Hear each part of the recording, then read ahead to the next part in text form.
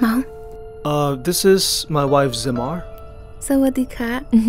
Sawadika. Well, we're not strangers anymore.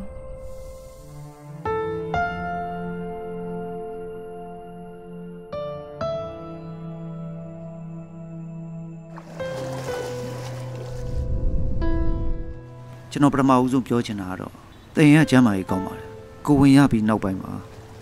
ခန္ဓာကိုယ်ရဲ့ပင်ပန်းမှုတောင်မဆင်မာရဲ့နှလုံးကခံနိုင်မှာမဟုတ်ဘူးကလေးမယူပါနဲ့လို့ကျွန်တော်တော့တားမြစ်ချင်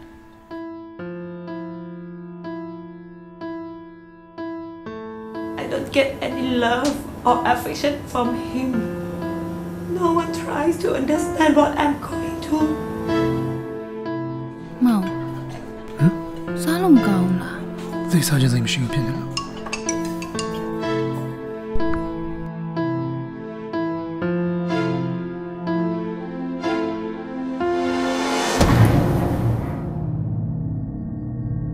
ခင်ဗျားဘာလုပ်လဲခင်ဗျားမကြခင်သိရမှာပါ Mom? ဒါဟိုဘက်အိမ်က Emily ရဲ့ခင်ဗျကိုသိန်းဆိုတဲ့ ကျွန်တော်တို့မစုံဘူးနော် ခင်ဗျားကြီးဘာလာလောက်တာလဲ မနှက်ဖြန်တော့တတိတာပေးတာ ခင်ဗျားနောက်ကြီးကိုမတော်မလားမနဲ့ မင်းပါပါဆရာ ခင်ဗျားကြောင့်စင်မအခုရေးပေါ်ကန်ရောက်သွားတယ် နော်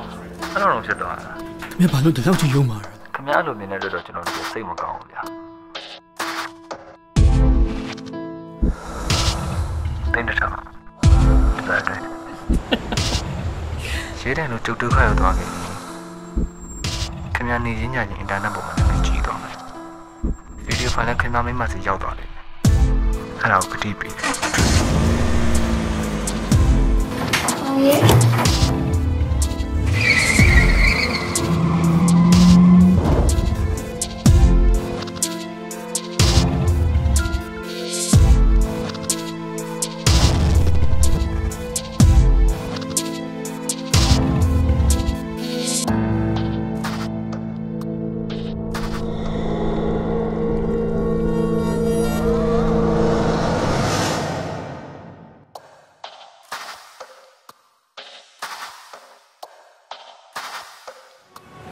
Design ပေးနေမှာ